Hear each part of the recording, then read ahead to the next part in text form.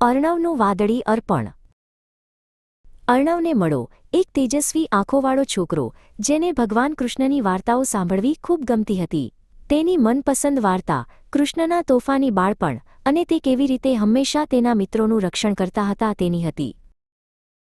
એક સન્ની સવારે અર્ણવને તેના હૃદયમાં એક ખાસ હૂંફ અનુભવાઈ.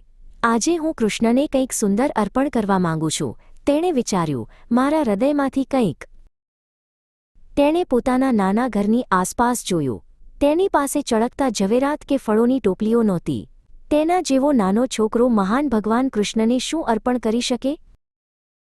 જેવો તે બહાર નીકળ્યો, એક નાનું, વાઇબ્રન્ટ વાદળી ફૂલ ધૂળિયા રસ્તા પાસે હિંમતભેર ઉગેલું તેની નજરે પડ્યું. તે સંપૂર્ણ હતું. આ મારું અર્પણ હશે, તેણે નક્કી કર્યું. તેને કાળજીપૂર્વક ચૂંટી લીધું.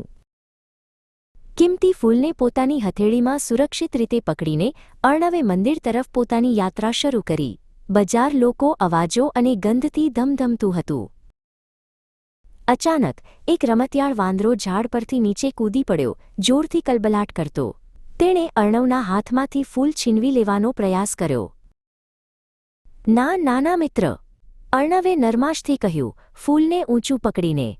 આ કૃષ્ણ માટે છે. વાંદરો તેના શાંત અવાજથી આશ્ચર્યચકિત થઈને ફરી એકવાર કલબલાટ કર્યો અને દૂર ઝૂલી ગયો.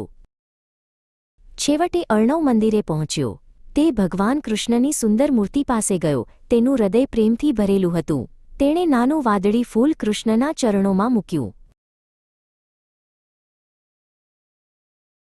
જેવો તેણે પ્રાર્થનામાં પોતાનું માથું નમાવ્યું, એક હળવી પવનની લહેર મંદિરમાંથી પસાર થઈ.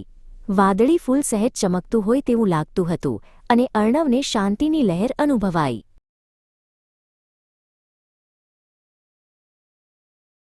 અર્ણવ ત્યારે જાણતો હતો કે કૃષ્ણએ તેનું સાદું, હૃદયપૂર્વકનું અર્પણ સ્વીકારી લીધું હતું.